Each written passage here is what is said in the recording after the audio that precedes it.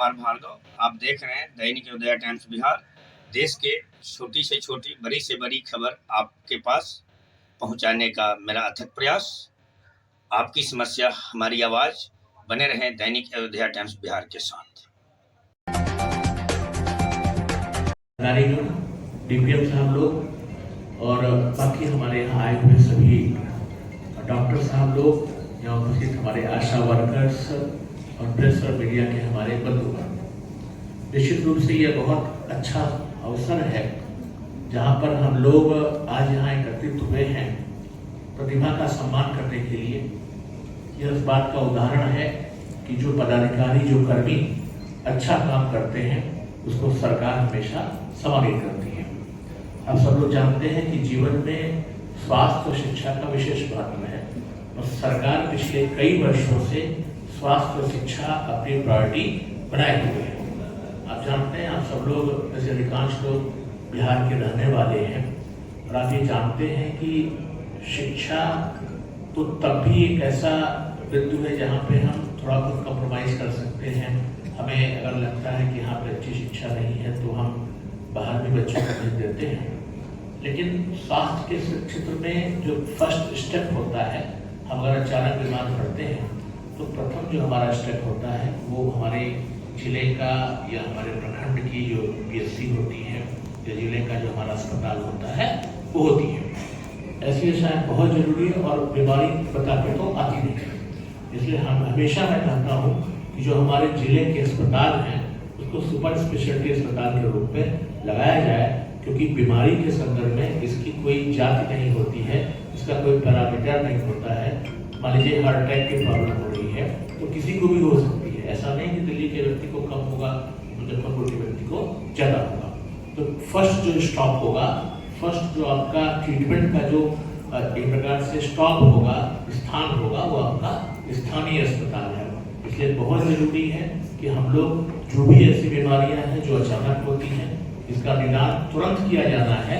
उसके संदर्भ में हम लोग विशेषज्ञता को भी रखें, जो दवाइयाँ हैं उसको भी रखें, ताकि हमारे लोगों को अधिक विलम्ब नहीं करना पड़े। ये बहुत महत्वपूर्ण है। मैंने यह भी देखा है कि एम्बुलेंस की उपलब्धता तो है, लेकिन एम्बुलेंस के संदर्भ में यह हो रहा है कि सही समय पर वो उपलब्ध नहीं हो पाती है, और अगर उपलब्ध भी होती है तो कई बार ऐसा होता है कि अस्पताल को, आप सुपर स्पेशलिटी हॉस्पिटल को, या मान लीजिए आपने कहीं उसको रेफर किया तो वहाँ पर न जा करके कहीं और चला जाता है। तो इन सब बिंदुओं का भी आपको विशेष ध्यान रखना होता है।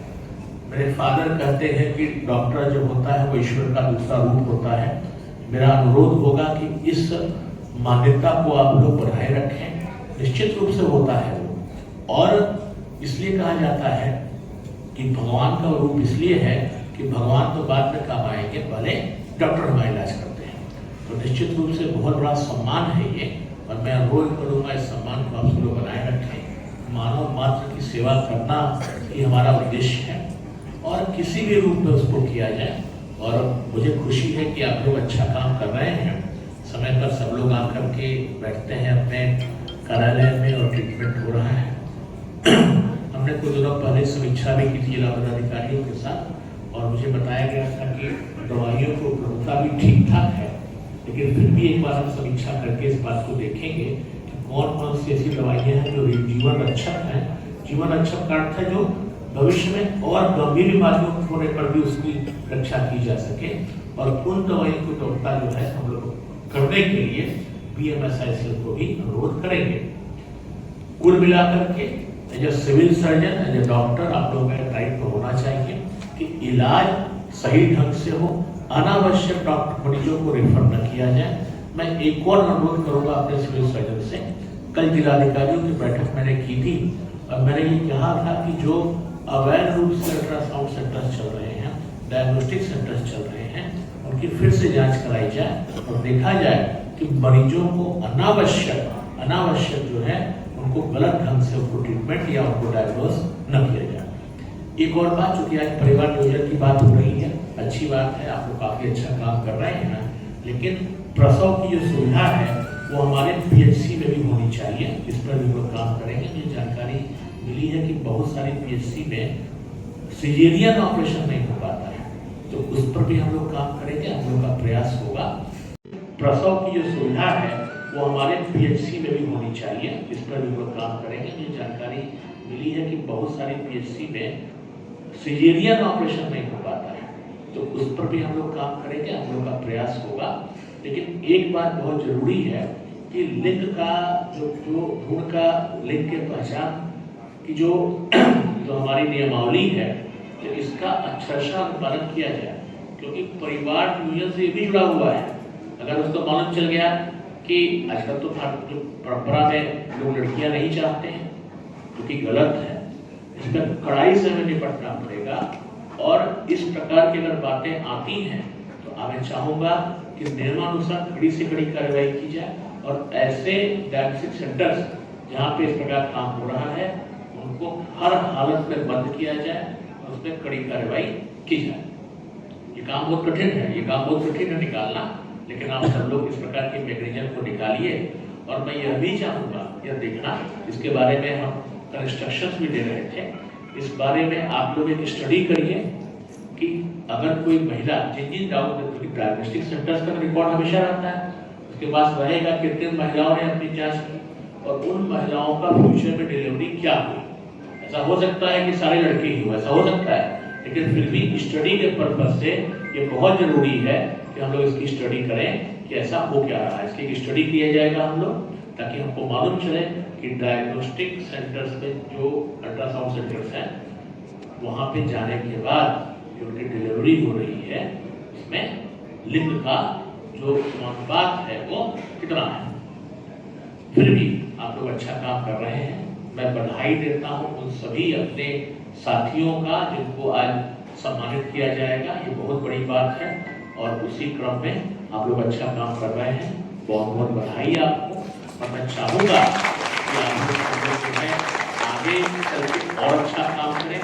मैं तो ये भी चाहूँगा कि अगले स्तर पर हमारे आरटी साहब बैठे ही हुए हैं, हम अपने सिविल सर्जन्स को भी सम्मानित करें जो अच्छा काम करेंगे, उनके लिए भी हम काम करेंगे। हम सदैव आपके साथ हैं, आपके पास अगर फंड है तो अपने सरकारी डॉक्टर्स के लिए भी वर्कशॉप करें। आपको बता दूं कि ये तो ठीक है कि यहाँ पे सबका सम्मान हो रहा है, मैं चाहूँगा कि विभिन्न विषयों पर किस प्रकार से अस्पताल प्रबंधन को अच्छा किया जा सके, किस प्रकार से नई नई सुविधाएं अस्पतालों में लाई जा सके, इस पर भी एक चर्चा होनी चाहिए।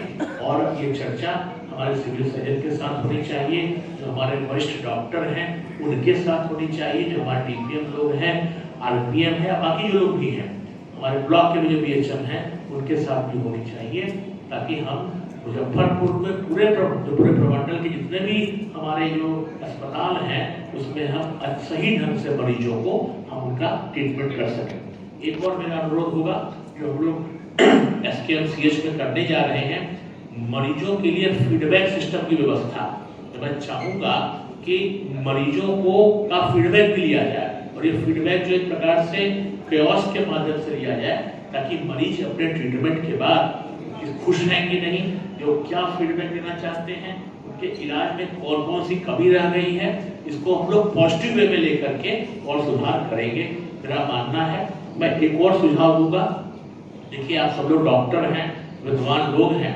लेकिन एक मैं सुझाव जरूर दूंगा। देखिए कई बार कॉम्प्लिकेटेड केस आते हैं, और खास तौर से जो आपका हेडक्वार्टर का अस्पताल है, डिस्ट्रिक्ट हॉस्पिटल है, अब मान लीजिए कोई ऐसा प्रॉब्लम आई जिसमें डायग्नोज करना थोड़ा सा मुश्किल हो रहा है, वो प्रॉब्लम हो सकती है मेडिसिन की भी, वो प्रॉब्लम हो सकती है गैस्ट्रो की भी, वो प्रॉब्लम हो सकती है सर्जरी की भी। अब एक विवाद हुआ कि साहब इसका ऑपरेशन करना है कि दवा खाना है, तो इस प्रकार के केसेस में आप लोग मेडिकल बोर्ड का भी गठन करें।